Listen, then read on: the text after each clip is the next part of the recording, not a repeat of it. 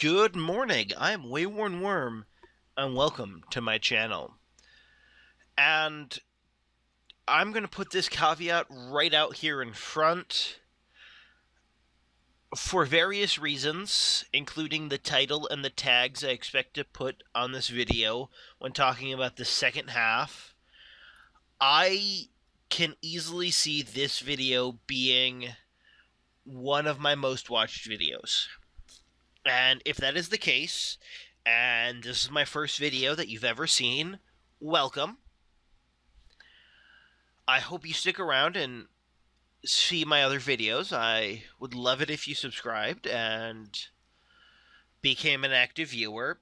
However, the thing you should know is this video is unlike all of my others. This is very, very different, and so don't stick around if you expect and want videos like this, because you're going to be disappointed.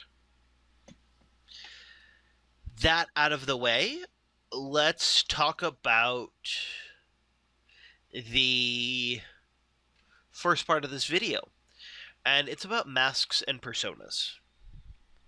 And everyone has them. Anytime you see someone being recorded and they acknowledge, they're aware of it and they understand what that means, that's going to factor into what they choose to do and not do. Anytime someone is in public, especially if they're a public figure, they have a persona. They're not the same as who they are in the comfort of their own home with nobody around. And that's fine. That's normal. I have one on. In fact, I've got one on right now, even though I am talking about this, and part of talking about this involves removing as much of it as I can. I would love to speak to you person to person, but in the process of making this video, I have edited it more than once. In fact, the last take that I did, partway through it, I had a fit of burping, where I just started a series of burps that were really loud and really gross and right into the microphone because they were unexpected. You didn't hear those because I deleted that recording and started a new one. So even now, as I'm trying to be, as I'm trying to talk about these things, I have my own mask on. And there's a continuum. On one end, or near one end, I would put Sacha Baron Cohen, and near the other end, I would put Hank Green. And the reason why, Sacha Baron Cohen is at one end is because every time he goes out and makes a public appearance, because of how shy and introverted he is, he goes out in character. If you go back to Borat, for example, if you look at all of the interviews that he did for that movie, it was Borat giving the interviews, not Sacha Baron Cohen. Talladega Nights, same thing. The Ali G movie, same thing. Bruno, same thing. Any movie that he is in, anytime he makes a public appearance, he is one of his personas. And they're apparently very much not like who he is as a person.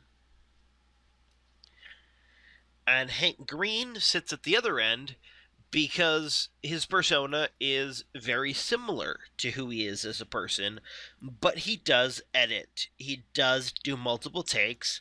He edits out all of his breathing just to allow himself to say more stuff in his videos. And he edits out all of the times that he has to stop and look at other stuff, and he does multiple takes.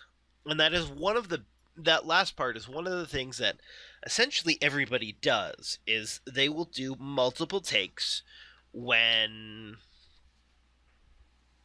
doing, especially the things that they have creative control over. So that's kind of that. I mean, there's nothing wrong with having a persona, having a mask. It doesn't have to be anything like you, but it can be. But it's never quite you. Um, the difference between me as a person and me as WaywornWyrm, which I'm sure nobody has mistaken that for my real name, is very little. There's not much different between myself and my persona. However, they are different. Me as a person, I talk about a lot of topics that I'm not going to touch as WaywornWyrm. I say a lot. There are times where I have long pauses in the middle of talking because I am trying to reorganize my thoughts and continue, and sometimes that happens in the middle of a sentence. And WaywornWyrm doesn't have that because I edit it out. But all of this has been building up towards the second half.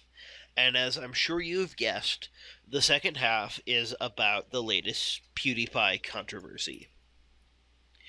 And before we really get into that, there's another thing that I want to say, because I'm sure that this is going to be thought, if not commented on, in this video. And that is, why am I doing this? Especially with my first caveat of how this is very different from all of my other videos. Why am I jumping into YouTube drama?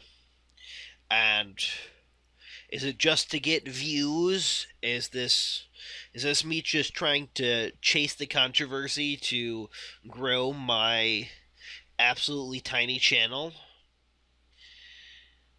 No. And I say that the way I did, and not just straight up no, because I am sure on at least a subconscious level that is part of it. A tiny part, but a part. And the reasoning, the main reason why I'm doing this is because, like it or not, PewDiePie is one of the biggest representatives of YouTube to people who aren't really huge into YouTube.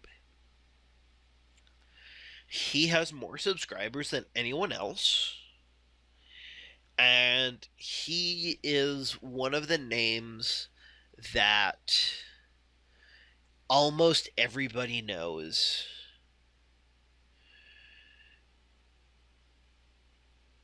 And for every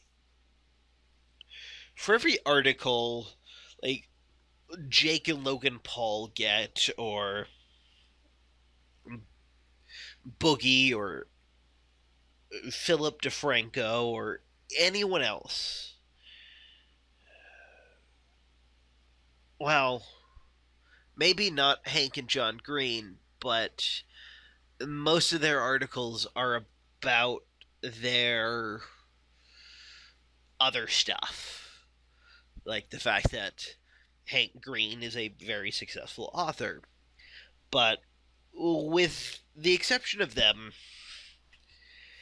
PewDiePie has more articles seen by more people written about him.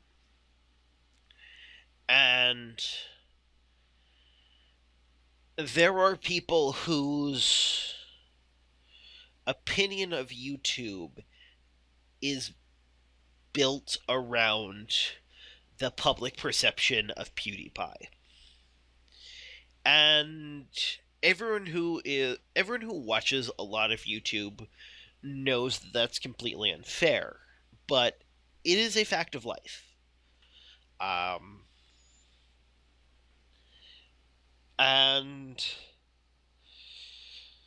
because of that, and because of the Campo Santo stuff, which I will touch on, well, no, let's touch on it right here. So, in the wake of this controversy, Campo Santos, who did the game Firewatch, is attempting to take down PewDiePie's Firewatch video because they don't want to be associated with him. And that scares me for a couple of reasons. Reason number one is Let's Plays fit into a gray area when it comes to copyright law. It is my understanding that there has never been a copyright lawsuit that revolves specifically around Let's Plays between a Let's Player and their and the publisher of a game that they've done. Let's Plays might not fall under fair use. They probably do, but there are arguments to be made that they don't. And as of right now, up until this controversy, it's been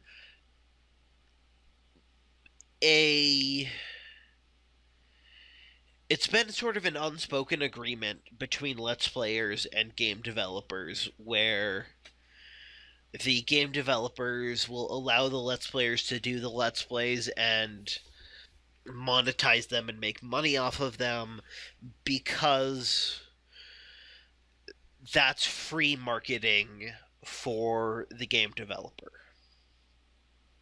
And it's a mutually beneficial arrangement.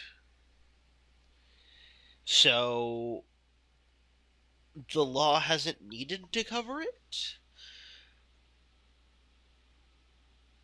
But now Campo Santos is doing a copyright strike against PewDiePie.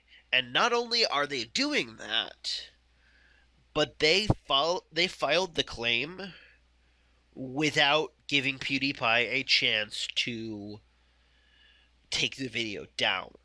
And they're encouraging other developers to do the same.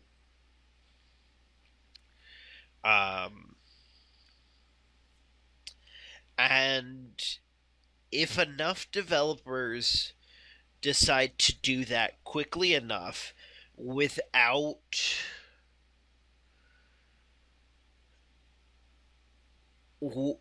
without forewarning PewDiePie and giving him a chance to take down the video, because of the way the YouTube strike system works, that could result in PewDiePie's channel being deleted. Now, being the largest, having the most subscribers on YouTube, I am sure PewDiePie does have a phone number of someone fairly high up in YouTube, maybe even in Google, who owns YouTube, and he could get his channel back within minutes of him deciding to do that. Like, I don't think that's a problem for him. I have 20 subscribers. I have slightly over 1,000 views. I have no idea how I would contact YouTube. If if other developers decide to use what Campo Santos is doing, especially if they're successful. I have 3 or more videos where I live stream a Let's Play. Now, my normal stories, they would fall under fair use because I've clearly transformed the original work. But my Let's Plays are, my live stream Let's Plays are live stream Let's Plays. They're, if PewDiePie live streaming something isn't a transformative fair use thing, then mine aren't either. And there are more people in my boat than there are in PewDiePie's boat. If this goes through and developers can decide to take down Let's Play videos because they don't agree with the person, and if it's a big enough controversy that the person gets 3 videos taken down. In fact, let's look at Morrowind or Battle Brothers. I think I've done 3 live streams of both of those. At least 3. In fact, in Battle Brothers, I know I have. If either of those developers decide to make a copyright claim against all of my videos of that game on my channel, and they're successful, my channel is gone.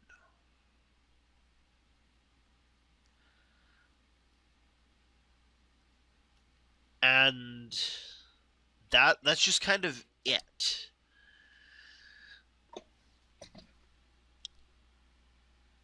And that's the big reason why I'm talking about this. Is not only is it just that Campo Santos wants to distance themselves from PewDiePie, but it's not because of anything that he did playing one of their games. It's because they disagree with something that he said on someone else's game. That's why I'm talking about this. And that's why this is a big, big problem. So, now going on to actually talking about PewDiePie, I know I said I would almost 10 minutes ago now. But for a very long time, I have seen PewDiePie and Felix Schellberg as 2 different entities. PewDiePie is a character. He's a character I personally don't like. I'm not a fan of PewDiePie. However,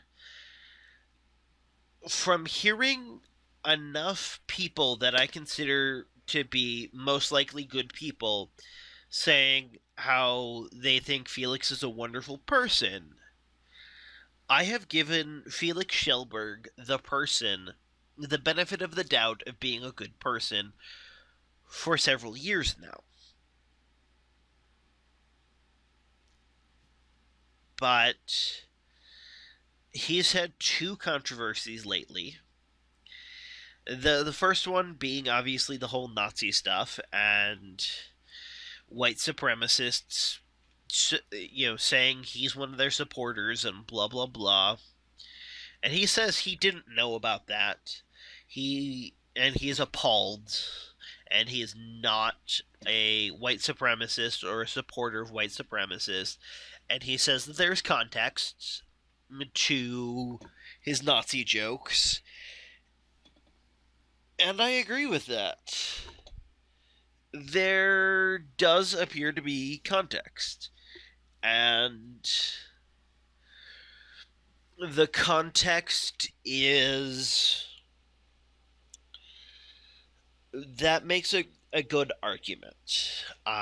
It's really clear that he's essentially invoking Godwin's law over and over again.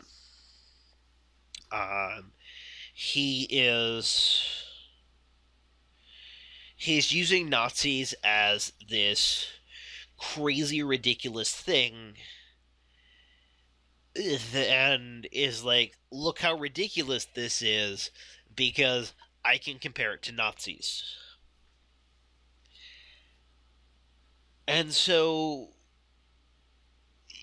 he has a point and an argument that he can make in that controversy. And I'm willing to give him the benefit of the doubt for that controversy.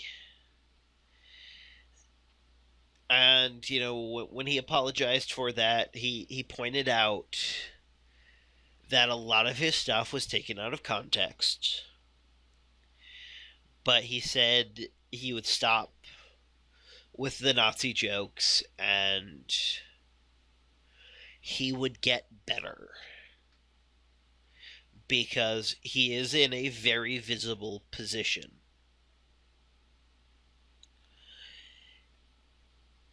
And then this happened.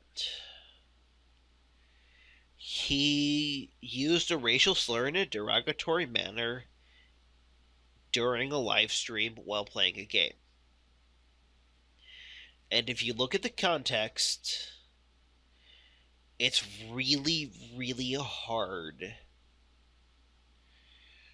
to argue that he didn't use it in a knowingly derogatory way, because he says it, and then a few seconds later he corrects himself and says asshole.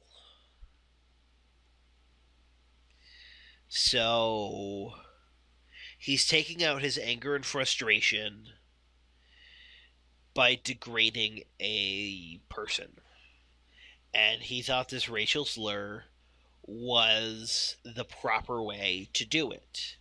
And I've read his, I've listened to his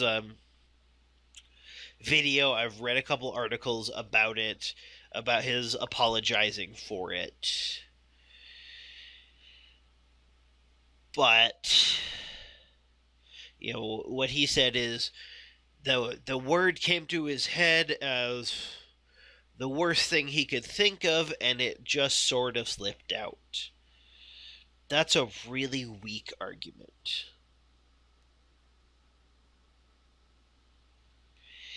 And there are a lot of people who have been saying that, well, they've been questioning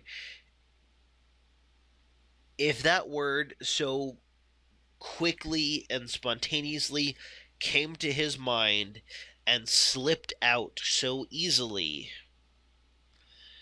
does that mean he uses that word in that context in his everyday life?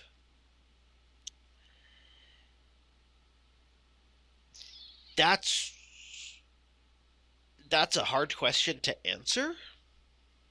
But what I can say is I don't use that word. And yeah, I'm not saying it, and you can argue, well, it's just a word. By not saying it, you're giving it power, and blah blah blah. You can even bring in like Harry Potter references and compare it to not saying Voldemort's name and la di di la. But what I say to that is it offends millions of people. And some of those millions of people might watch my stuff. They might get offended. Now, granted, most of the time I don't. People choosing to be offended by things, by and large, I don't give a rat's ass about. However, there are certain circumstances and certain things that can be said that they're offensive because there's a history of them being used to dehumanize, to bully, to put down, as justification for murder. And that's a really good reason to dislike every facet of a word.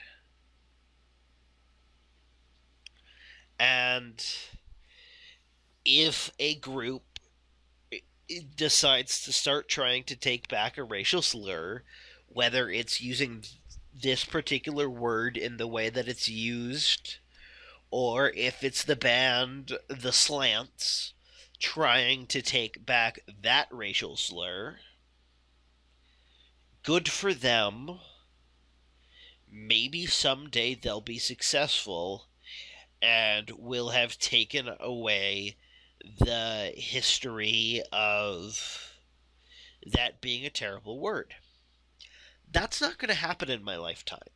Not only that, but me saying it is not going to make that day come any faster. If anything, it's going to slow down the coming of that particular day.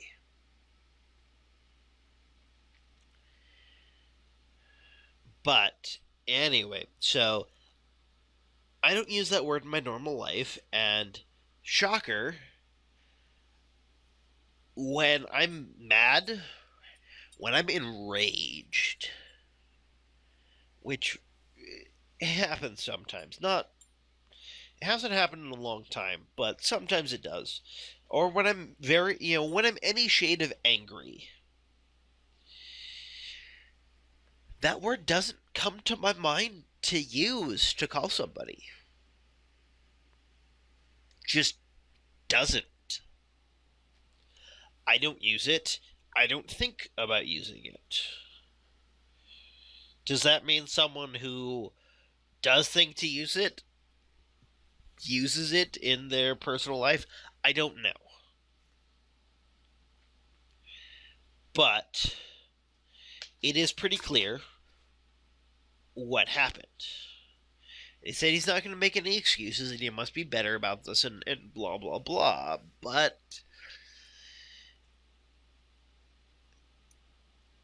this should, this has an effect on millions of people. And it goes beyond what he said and why he did or did not say it. I mean, getting to this point in the video, you listen to my 10-minute rant about Campo Santos and their copyright claim against him. I am attempting to grow my channel to a point where this can be a job. Because of the actions of Felix Schellberg,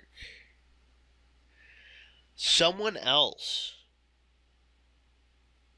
has taken an action where if they're proven right, like if Campo Santos wins,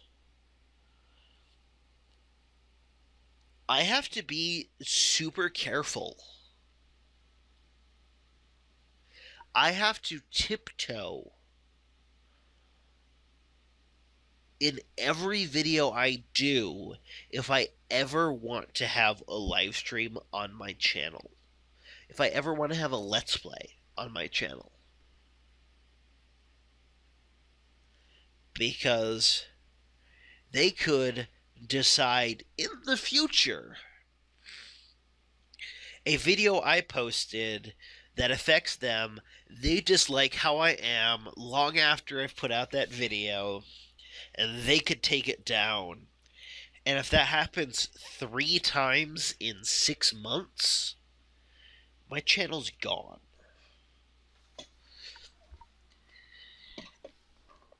And that's something that I don't think Felix is thinking about.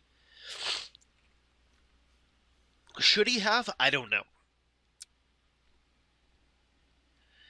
Should he have expected this whole thing with Campo Santos? Probably not. However, this is his second controversy in shockingly few months. The first one, he can argue his way out of. And the arguments that he's using aren't bad arguments. But I don't see how you argue your way out of this.